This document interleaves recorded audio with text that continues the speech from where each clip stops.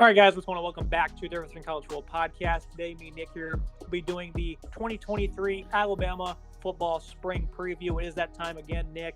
Glad to have you back in the studio here to break down some Alabama football. Obviously, they're coming off a bit of a disappointing season. They did not win the West, settled for victory over Kansas State in the Sugar Bowl. Certainly a very disappointing year. This was a team I picked to win the national championship. And if they're looking to, prevent Georgia from a potential three-peat, they're having a lot of work to do. Some of these key headlines to monitor as we enter the spring.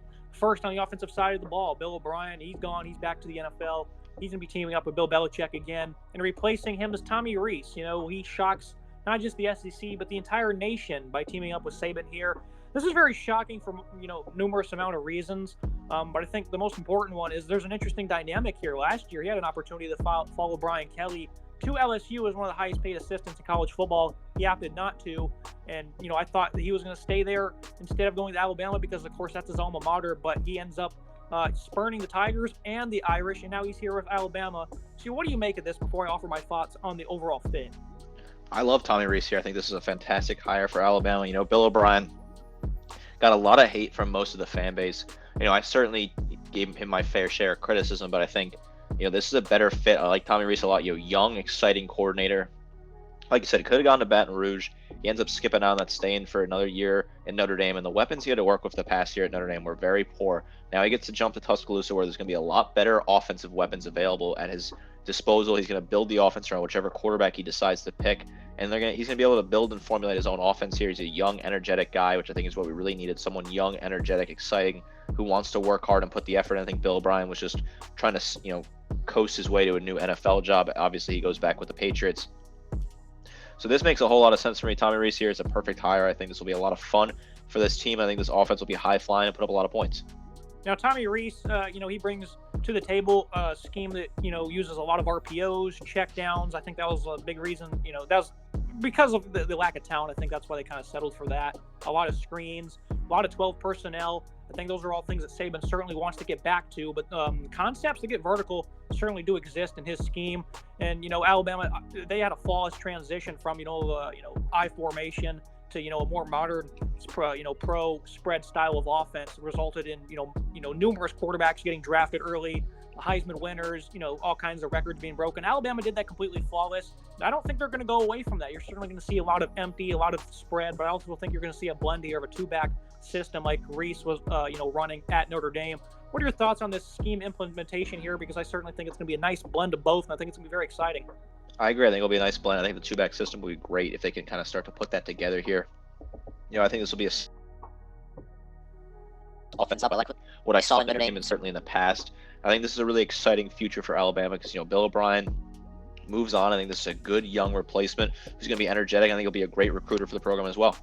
Now, looking on the defensive side of the ball, Pete Golding, him leaving was kind of a shock. And, this is a word you like to use a lot with coaching moves, is a lateral move. He goes to Ole Miss, joins Lane Kiffin.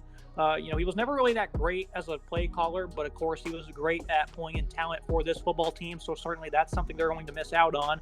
But I don't think his play calling by any means. This is a team that certainly, I think, underachieved the last couple of seasons with him at the helm. Kevin Steele, he comes back. This was certainly another hire that a lot of people really aren't excited about. But I don't think he's going to be as hands-on as people think. Kevin Steele is a guy that is certainly aware of Saban's goals on defense, though. He has been a liability on the recruiting trail himself. So, if you want to grade this hire from that standpoint, it's not good one bit. But this is a guy that wants to implement a physical and mental toughness approach on his defense. I do not believe they're going to switch schemes at all. I think the 3-4 is still what they're going to do here. And I think Saban's going to have a more hands-on approach himself here. Are you kind of feeling that as well? Because this Steele hire really doesn't make that much sense considering, he's a little bit on the older side himself. I totally agree with you. I think this will be a Nick Saban-led defense, very hands-on from the legendary head coach. Kevin Steele, I can't help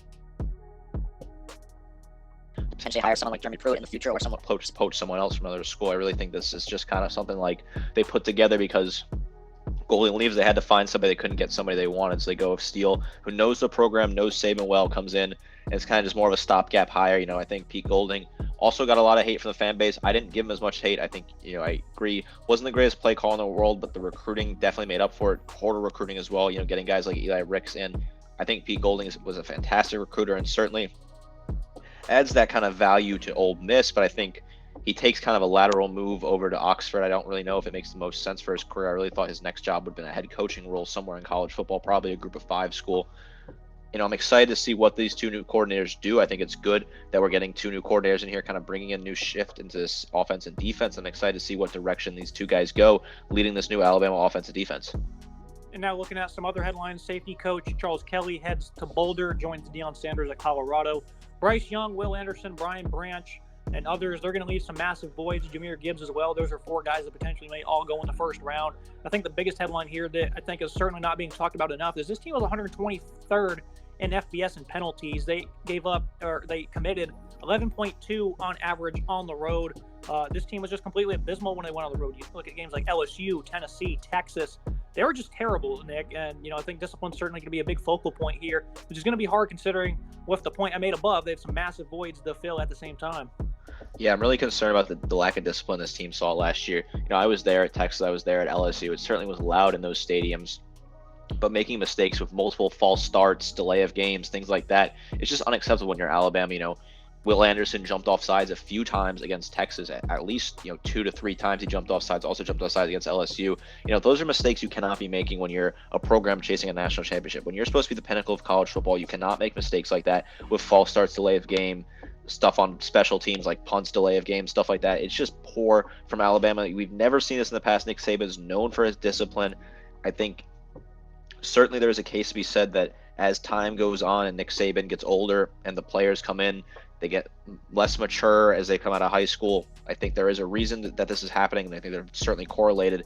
But it's just disappointing to see a Nick Saban coach team be 123rd in the country in penalties. It's a ridiculous stat to see, and it doesn't make a lot of sense to me. They got to do something and find some leadership in this locker room, and they cannot make those mistakes on the road. They got some tough road trips this fall, and they cannot make mistakes like that. Now looking at the race to replace Bryce Young, Jalen Milroe, he's going to be the favorite, I believe, going into the spring, but maybe not by that much. This is a guy that is a great runner, exceptional speed, great build for his size, very impressive specimen. He's got a big arm, but some of the negatives, a panic thrower, the accuracy and confidence with the ball through the air is certainly lacking. Of course, we only had, 2 games or so of him to really dissect. The Texas A&M game, he had 111 yards passing, did have 3 touchdowns, but he had a pick, and I think he had 1 or 2 fumbles as well. And he wasn't great passing the ball against Arkansas either. A very gutsy call by Bill O'Brien. Nick, remember, they were coming back. The Hogs were down by a score. It's 3rd and 10. They're about to get the ball back to potentially tie it up. In Milroe, they call a QB draw, and he hauls that one, I think, 60 or 70 yards. That's great trust that this coaching staff had in him. They put the ball in his hands right there, and they ended up sealing the deal because the Hogs had to make adjustments for Jahmyr Gibbs in that quarter, and they were unable to do so. They struggled to account for the legs in that one. So I think Jalen Milroe, pretty one-dimensional player at this moment in time. He certainly made big plays there when they asked him to. Ty Simpson, I think this is a guy that's probably going to end up being the starter. This is a guy who's accurate. He has good strength at every level, some good feet, clean throwing motion. Now, he's a little undersized at 185. That was the billing on him coming into the spring. I'm not sure what it is at now. And how we battle pressure, I think, is something that's certainly notable. One thing that's probably not going to be talked about him at all, unless you take a deep dive like we have done, is the offense Simpson played in high school was the spread option, that allows you to be a playmaker on your feet. And it makes him stout in the pocket because running that offense, you have to develop good feet, quickness, football IQ when keeping it on the ground. So Jalen Milroe, he certainly already has that as well. But this guy in Simpson, he can do he has the same, very similar skill set when it comes to running the football, but he can also air it out with confidence. So I think that's certainly going to give him the upper hand here at the tail end of the spring. I agree, and I think Ty Simpson has a significant potential here to lead this offense. I like what he did in the spread offense when he was in high school. I don't think the size is as big of an issue. We've seen Bryce Young was a little undersized as well. He is going to be the starter here. Milroe's a talented player, but I just don't think he really fits in to kind of the vision here in Tuscaloosa. I think you got to move on and go with Simpson here. I think this will be an interesting battle to watch throughout the spring. Certainly both quarterbacks will get reps at A-Day. It'll be nice to see how they can kind of perform in that situation. Now looking at the offensive line, there's going to be plenty of changes here on this one. You have 3 important departures. Emil Ekiyor, Tyler Steen headed to the NFL, Javion Cohen off to Coral Gables to play for the Hurricanes, and Mario Cristobal. This is an offensive line that I think has a lot of potential. You look on this left side, J.C. Latham. This guy is one of the best in college football and pass protection. He anchors very well with a good wide base, powerful, heavy hands. The negatives I have with him, though, he's far from a people mover versus the run. And, he doesn't do great laterally in the run. doesn't have a lot of patience for reach blocking. He also had 11 penalties this past season. You talk about guys having to step up and be the leader. That's going to be Latham. He's certainly going to have to cut that number down significantly. You look at a guy in Tyler Booker. This is a guy that has some great strength. He's a bully in the run. He wins at the point of attack, some nice, well-timed punches. He's also a great pass blocker as well. Wasn't as stellar in his run, but he has 6'5", 332, and he has that strength. So I certainly think he's going to improve significantly as a run blocker this year, the rising sophomore. You look at right guard, Terrence Ferguson, and then Elijah Pritchard, two young guys that are going to slot in on this side of Ferguson. This guy has some nice length, blocks with an edge, and some authority. He's a hell of a finisher. He can certainly anchor on contact as well. He's going to have to, he's a more advanced run blocker right now. This is a guy I think they're going to slot in, and they're going to give him a shot. And Pritchard, this is another guy that latches on and drives well in the run game, some long arms. He's also pretty aggressive. So I think there's some great potential on this offensive line. But center, I think, is the biggest controversy here because you have two seniors there in Seth McLaughlin and Darian Dalcourt. Darian was pretty good for them coming, in the first half of the year. He started the first 4 games, and he had some injuries, and that wiped him out for the remainder of the season, I'm pretty sure. How do you feel about this offensive line, and what do you make of this position battle at center? I like this offensive line. I think the left side is fantastic. Right? I think Latham and Booker together are a great combo. I think Latham's going to be a natural leader for this team. I think he's got real great potential at left tackle to develop. I think Seth McLaughlin's got to get the start at center for me. I think he's another great player with a lot of good leadership capabilities, kind of like, Landon Dickerson in the past at center. I like to see Dalcourt potentially move to right guard. I think he could play right guard and replace Terrence Ferguson. Nothing wrong with Ferguson. I think he's just young, kind of getting that experience. I like to see Dalcourt potentially on that inside right guard. I also think looking at right tackle, there's some smoke about potentially having freshman Caden Proctor start at right tackle. I think they're going to go with Elijah Pritchett. I think that just makes too much sense to stick with the guy that has a year in the system. But that right side, as it looks right now, definitely concerns me because it's just a lack of experience on the right side. So if you can bring in Dalcourt and get more experience at right guard, I think that kind of balances out the lack of experience at right tackle. I would like to see that move potentially made. Caden Proctor, number 1 ranked tackle in the class of 23, flipped him from Iowa pretty late in the cycle. He's a really good athlete in space, the short area burst. The pure size and strength combo is pretty overwhelming. So, at 6'7", 330, this guy could certainly come in and play day one, I believe. Now, looking at the skilled positions here for Alabama, there's not as much turnover. After last season coming into the year, wide receiver would be a bit of a struggle because they lost John Mechie, Jameson Williams, and they certainly lacked vertical speed. But there's guys like Isaiah Bond, Kendrick Law, Kobe Pertise. These guys are all pretty similar in skills and in size. They all have good speed. They're all really good after the catch. Of course, they all vary, from each player, but Kobe Pertise, for example, got a lot of quick screens. He's got an elite change of direction. These guys are all pretty good fluid runners. You got Law, who's probably got better ball skills than the 3. These guys are all like Bond, a vertical weapon. These guys all need to develop. They all have very similar skills. Shaz Preston didn't see the field, I think, at all last year. He's a guy that's a physical pass catcher, can win the jump ball, great body control. On top of that, though, you have Ja'Cory Brooks, who's going to be the leader in this receiving group. Really struggled at times in his freshman season a couple years back, but he also made some great plays as well. This is a guy that has some good concentration, really good at adjusting to the football. He's got a tall, long frame at 6'2", 196, some strong hands as well. I really like his catch radius. He's not as quick or as explosive as these other guys, so you're starting to see this receiving core kind of vary a little bit. And then Jermaine Burton, this is a guy that's a very savvy route runner, good IQ, very smooth, acrobatic pass catcher. Another player that's not all that explosive. Really struggled to separate downfield vertically, which I think was certainly a surprise. I'm impressed by this receiving core from, a pure paper standpoint. They have no size one bit. 6'2", 200 is Jermaine Burton. He's about the biggest one they have. So they're certainly not going to look to win, by having these guys, have just, minimal separation with jump balls on, down the field. So they're going to have to separate. They're going to have to make plays after the catch. What's the approach going to be for Tommy Reese this year? Because I don't know how much they're going to look to go vertical. That's something he really struggled with at Notre Dame, but I feel like he's kind of excited to have these athletes to unleash him. There are certainly a lot of athletes in this wide receiving core. The past 2 seasons, including this future upcoming one, the talent has not been great at wide receiver, right? I think Jermaine Burton kind of came into his own towards the end of the season, tail end of the season. He really kind of came around and started to play a whole lot better. He started to come around and played a whole lot better. I really like what I saw of Jermaine Burton in the second half of the season. He ended up leading the team in receiving yards when it was all said and done, had 7 touchdowns. So I think, Burton's a really talented player to have back. I think he's finally found his comfort level in Tuscaloosa. Of course, Ja'Cory Brooks, a very talented wide receiver. I really like what he can do. He's getting better over time. He had 674 yards last season, 8 touchdowns. Led the team in touchdown receptions. I like Kobe Prentice a lot, the young guy. played as a freshman last year, got some good experience. Isaiah Bond as well, another sophomore. Kendrick Law, another sophomore. So these guys got a whole another year of experience. They got a year older. I think there's a lot to learn throughout practice. The experience. These guys have continued to develop over time. I think Tommy Reese will be able to kind of draw up some plays here and get some players involved. I love Burton at the X. I think it's a fantastic spot for him. I think Kendrick Law is a good backup to have there. I think this wide receiving core is not great, but I think it's getting better, and these guys continue to improve with time, and they're going to get better as the season goes on. Now you look at two other important positions. Jahmyr Gibbs, he led the team in receptions. He was also the top rusher for them. Cam Latu, a very important puzzle piece at tight end with his football IQ, ability to find the zone. He was really a guy you could rely on third down, second and longs, and whatnot. How are they going to replace them? Well, I think Jace McClellan. This is a guy that I've been always a big fan of. He's going to get to go as the number one back. He's a patient runner, some good long speed, contact balance checks out. He loves to embrace that contact. He's a hard runner with some good vision.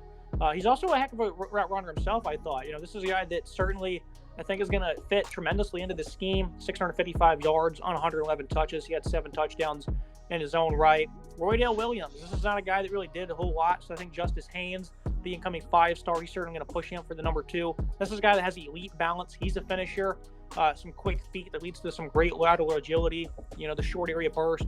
He's a downhill one-cut runner. So I think McClellan and Hayes, these two are going to be a nice 1-2 punch for the Crimson Tide. Then at tight end, the only guy they picked up in the portal from Maryland, CJ Dupree. This is a red zone target with his frame and his physicality. He's a great open field pass catcher when running down the field, that is, after catch.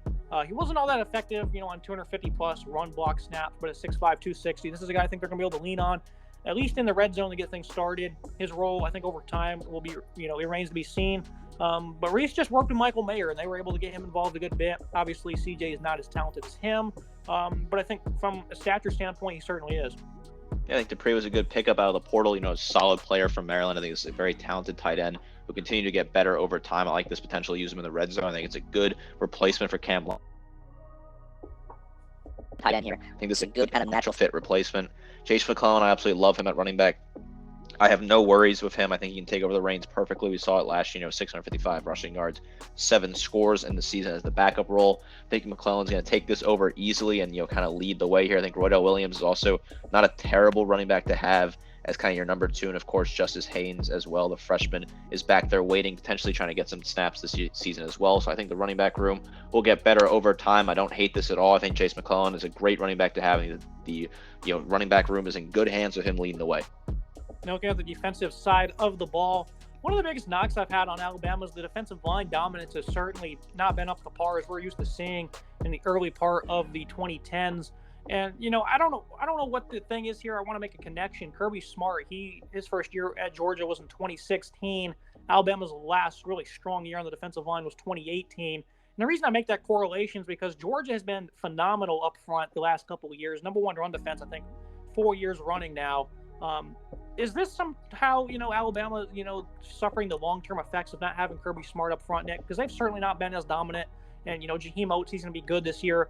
Great weight loss. He's going to have to be an enforcer for them in the middle. But on paper, they've just not been all that good the past couple of seasons, especially when it comes to stopping the run. They allowed 191-plus yards in the final 4 games versus FBS opponents. So do you think I'm making an accurate correlation, or am I just grasping at straws? I think this is an accurate correlation. Kirby Smart has been gone for a while, and I think it's finally caught up to this Alabama front 7. They've been poor the last couple of seasons. Honestly, outside of 2018, 2019 was the last time we saw a very dominant defensive line from Alabama. Defensive line that we've seen in Alabama in the last couple of seasons, it's just been poor since then. This has not been great. I like Jaheim Oates. I think he's a very talented player. I like the weight loss for him. Good enforcer in the middle. Gonna have to knock some people down. Outside of that, I'm concerned about this front 7. I think there is some seriously talent gaps. A lot of guys have to step up, and I really just don't know if I've seen enough from these guys to prove that they're going to be able to step up. Justin Igbeogbe, he's one of those guys. He's a senior. Is very impactful for them early part of the year before the neck injury. He's getting about 29 snaps per game. 5-star James Smith. This is a guy that was good in pursuit and range. He has a nice explosive burst. He's a disruptor in the middle. Great at getting upfield and slicing through gaps. I think the 5-star true freshman, he's going to have to get on the field there early and often. And then you look at their pass rushing group. I think this is certainly going to be the group people are going to focus on the most because they're going to have to play great. Chris Braswell, 25 snaps per game. He had 21 QB hurries. Very quick first step. He's a natural athlete. Needs a better plan, though. Doesn't have many pass rushing moves. Some fluid hips and good speed for him, though. I think Dallas Turner, they're looking for a bounce-back season from him. He seems lost on misdirection, though, when defending the run. The explosion with his hand in the dirt is certainly lacking. When he wins with power, he doesn't look to shed off the blocks. So when he's driving a defender back, he's not too much active after that. He doesn't have great strength overall, though. This is a guy that has a high motor, really good twitch, quick feet that wins with that speed on the edge. The initial quickness is just phenomenal, allows him to get into the backfield. These two guys are going to have to do so much for Alabama, I feel like, this year, Nick, because the defensive line has its question marks, and so does the middle of the defense. What are your expectations for Dallas Turner after kind of a lackluster season in 2022? I've been a big fan of Dallas Turner since he arrived in Tuscaloosa. I always thought he had the great potential to be a star, edge rusher here, linebacker, really talented player, top to bottom. I love Dallas Turner. I think he's got potential here to step back up and be involved in this defense. No more Will Anderson, right, to take away potential sacks for him. So I think this is going to be all on him. He's going to have to step up and be that guy. Didn't have a bad year last year. Really, total tackles, 8 tackles for loss plus 4 sacks. He's going to be the guy. He'll be the main guy this year. I want to see what he can do. I expect a big breakout year for him to continue to kind of build off that last season and what was a solid freshman year 2 years ago. I really love what I can see out of Dallas Turner. I think he's going to be great this year. Now looking at the middle of the defense, Deontay Lawson, this is a guy that was 5th on the team in tackles as a freshman. He needs to add some strength. He too often gets cleaned out by one guy, though. Very poor play recognition at times. This is a guy that certainly, is rangy, good lateral agility, nice acceleration too, when some of those negatives are taken out of the equation. Jahad Campbell, this is a guy that got some snaps in the starter, as a starter in the Sugar Bowl, was not great, had a PFF grade of 29 on 11 touches. He's an X5 star, though. He's an elite athlete. He can rush the passer. He can drop back at 6'3", 230. A lot of people love this guy. He's a versatile player, 4'5", 40, great closing speed and pursuit. He was a traditional linebacker at IMG Academy. Can he play with his hand in the dirt? People are comparing him to Micah Parsons, so I think Campbell, he's going to get on the field this year, and we'll find that out. Then Justin Jefferson, a JUCO transfer. He also has a 4.4 speed. He had 13 tackles for loss this past season in the community college, cycle. Alabama always has that dog in the middle at linebacker. But if it's Deontay Lawson, I'm going to be very concerned, Nick, because he was not very impressive on tape. Like I said, the play recognition was just not very good. Needs to bulk up a little bit. And, of course, he was only a freshman, so maybe I'm being a little too hard on him. But, right now, things are not looking good as Henry To'oTo'o departs. Yeah, losing Henry To'oTo'o is a big loss. Lawson, I think, will continue to get better over time. Like you said, he was a freshman, so that certainly is part of it. But I think he struggled, last year. I think he's got to continue to develop and hopefully get better as time goes on. I like Lawson. Jefferson coming over from the JUCO ranks. Exciting to see what he can do. I think that's a very kind of interesting pickup here for Alabama. I think it's a solid guy to have. I need to see a lot of Lawson this year. Didn't have the worst year in the world, right? 51 total tackles last year, 2.5 tackles for loss. But he's got to step up big time. Those are huge shoes to fill with Henry To'oTo'o. Behind Dallas Turner and Chris Braswell are 2 incoming 5-stars also, Keon Keeley, Yohanze Pierre. So I think there's going to be a lot of heat coming from the edge rushing department. Looking at the secondary, though, this is another unit that I think is probably going to take a step back. 2 years in a row, I thought this unit was going to be great in the secondary. They really weren't even all that bad this past year. They were top 10 in pass yards per game, touchdowns allowed, and opponent completion rate. Of course, they had that disaster in Knoxville where they simply the film they watched did not work one bit. It's a very complex system to try and defend, and they got absolutely torched. Jalen Hyde, of course, 200 yards, 5 touchdowns. They had a field day that day, the Volunteers. Brian Branch, Jordan Battle, DeMarco Helms, all those guys now depart. Malachi Moore, they're going to look for him to regain his 2020 form, where he was, he ended up being what Brian Branch ended up being, I would say, in 2020, where he was able to get into the backfield often, made great plays on the ball, did everything for them. They have experienced starters at corner in Kool-Aid, McKinstry, and Terrion Arnold. They had a combined 23 pass breakups between the pair. Arnold, this is a guy that has some good recovery, some nice length to put the ball away. Struggles to get his head around at times, but he seems to be a willing tackler. This is a player, I think, both of these guys, really, they're young corners that played the most part of the back half of the year. McKinstry tracks the ball very well. I like his ball skills as well. He mirrors those quick wide receivers underneath. He's an instinctive corner. Back to Malachi Moore, though, I think he's the big key in the secondary because he has a lot of versatility. He's been in the slot nearly his entire career. He's just been an inconsistent tackler. He also is an instinctive player, though. Always around the football, it seems, when he's at his best. Strength to shed blocks or make plays in the box has certainly been an issue, though. Some of the weight he's added on might mean he becomes a full single high safety. The explosiveness is certainly lacking, though, when he plays, in the back end. So what do you expect Malachi Moore's role to be? Then we'll talk about Caleb Downs here in a second. Yeah, I'm hoping Malachi Moore can find his way back into the team. Had a solid second half to his freshman year in the 2020 national championship season. Didn't play great at the start of the year, but he ended up being a really talented player come the second half of the season. Really has not worked out the last 2 seasons at all. We really haven't seen Malachi Moore a whole lot. Just seems like he doesn't really fit in to this defense, which is disappointing considering the talent is certainly there. And it really, really worries me that he has not kind of developed like we had hoped he would. Had 31 tackles last year, limited game time. I'd like to see him be involved a lot this year, kind of play that star position. I would love to see him get involved. He's a very talented player. There's a lot of untapped potential there. But Caleb Downs, of course, is, breathing right down his neck, a very talented player. Yeah, Caleb Downs, this is a guy that can be a nickel back. He can play in the box. He can be a center fielder. He embraces contact. Smooth, instinctive player. Student of the game. Comes from a football family. His brother Josh is about to go high in the NFL draft. He quickly arrives at the catch point as well. 6 foot, 203. I think him and Malachi Moore, they're going to be battling for 2 crucial positions. One of them's going to be at 3 safety, and the other one's going to be at nickel. So we'll see who earns what. Kristen Stories, a senior, has not played very much at all. Is projected to be the strong safety at the moment. There's not much depth really that's, impressive, I would say. Tony Mitchell is a high-end recruit. He's going to come in and be a freshman, potentially get on the field. I don't know much about these guys backing up these projected starters, Nick. Overall, this is a secondary thing. If they have an injury or two, whether that be cramps or something significant, they're going to be in some trouble. I agree. I think if there's injuries, this team can find themselves in some trouble. I think Kool-Aid McKinstry's fantastic.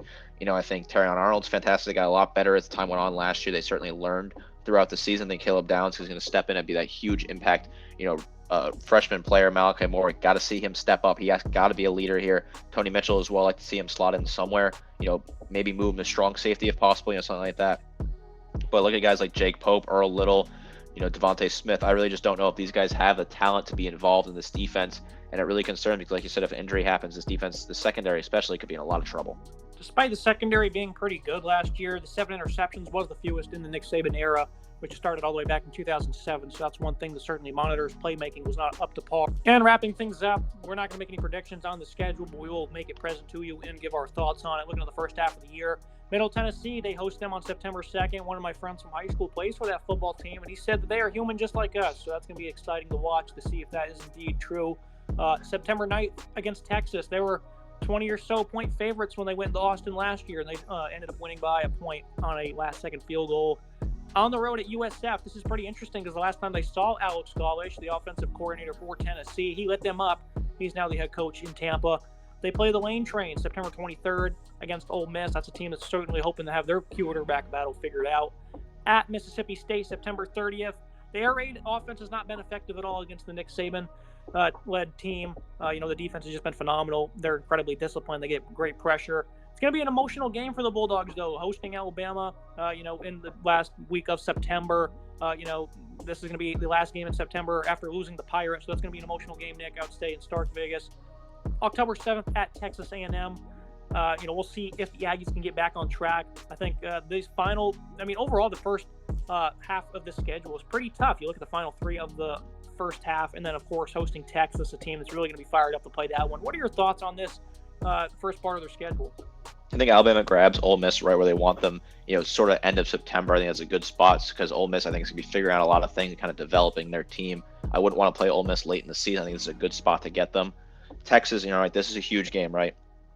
I think it won't be that close because it is in Tuscaloosa, and that certainly adds an impact. Once you lose that crazy crowd they had in Austin,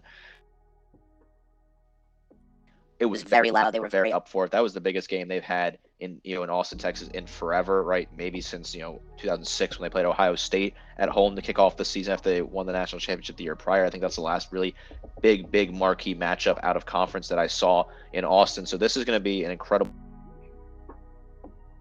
big non-conference marquee matchup. It's the same, kind of flips the same, right? There have not been non-conference marquee matchups in Tuscaloosa in a very long time. The last one that I could really think of was Penn State about 10, 12 years ago, right? So this is a huge game for the fans. It's going to be very exciting to see this one. I can't wait to be at this one, hopefully. I think Texas is a good team. I think, quarterback battle is certainly interesting to see who's going to be leading the helm for that team, but I think Alabama will be fine in that one. USF, I think that's a very team that's transitioning. I don't think they're great, but right, you said they grabbed Tennessee's play caller who really torched Alabama this past season, so anything can happen, I guess, right? I look at the two games back-to-back at State, back-to-back at A&M. That's a tough draw for me. State, like you said, emotional game. I don't know how they're going to be this year with the transition to a new coach. Certainly, I think Alabama will be fine in that regard. But then anytime you travel to Kyle Field, it's going to be tough, right? It doesn't matter if A&M is bad, playing 3-9 football or playing 9-0 football, right? It's a tough place to play. Kyle Field's loud. They get up for it. They beat Alabama the last time they traveled to Kyle Field. So certainly not counting anything there. I think that's going to be a very tough matchup. Probably going to be a primetime game. Stadium's going to be shaking the entire time. Very scary game if A&M get their act together. Now, the back half of the schedule is very interesting, a very daunting three-game stretch. Of course, they have the traditional bye week before LSU, but they're lucky to have all these at home. Arkansas, Tennessee, LSU, back-to-back revenge games there, hopefully for the Tide. And then they have Chattanooga sandwiched in between two road games against Kentucky and Auburn. Overall, top to bottom, I like the schedule. I think, if this is a team, if you want to compare resumes at the end of the year, them to Georgia, if you compare the schedule side by side, and they both have 11, 12 wins, I think Bama would easily get the nod over the Bulldogs just from an on-paper schedule. Of course, we don't know what's going to happen, but I think right now this is a very respectable schedule for Alabama. Like you said, at A&M, and then you have the three straight road home games, that is. I think this is a very respectable schedule because usually there's some knocks on the SEC teams. They don't always play the toughest of schedules. It's not always their fault, but I think this one overall, top to bottom, when it's all said and done, is going to be one of the tougher ones in all of college football. Yeah, this is a solid schedule. I think tough draw against Kentucky in November. I think that could be an interesting game to kind of see. I'm expecting a cold weather kind of game. It's potentially very cold weather in Kentucky. Lexington gets cold in November, so I think that's a tough matchup because Alabama doesn't really play in the cold that often. At Auburn, of course, always a tough matchup at Jordan-Hare. They got bailed out in overtime 2 years ago and lost 4 years ago. So I think, anytime you go to Jordan-Hare, you never know what's going to happen. That's a crazy place to play. So always rivalry game, keep your eye on that. Very fortunate to get 3 home games in a row against teams that, Team Arkansas that nearly beat Alabama, and then Tennessee and LSU, 2 teams that beat Alabama. Those are 3 big wins at home that Alabama has to pick up. They got to dominate those 3 games, put themselves on the national map, and kind of cement themselves as the front runners for the national championship at that point in the season. Yeah, I'd say if they're undefeated following November 4th, they're going to be steamrolling their way to the playoffs. They're going to be pretty much locked in to that spot. It's me for today's episode. As always, Nick, I appreciate you joining me. Yeah, I'm looking forward to another great year of Alabama football. Disappointing the past 2 seasons with no national championship. Definitely this past season, not even winning the West was a very disappointing result. But I think Alabama's heading in the right direction with new coordinators. I like the roster they have. I think this team can compete again for a national championship. Make sure you guys like, comment, subscribe. See you next time.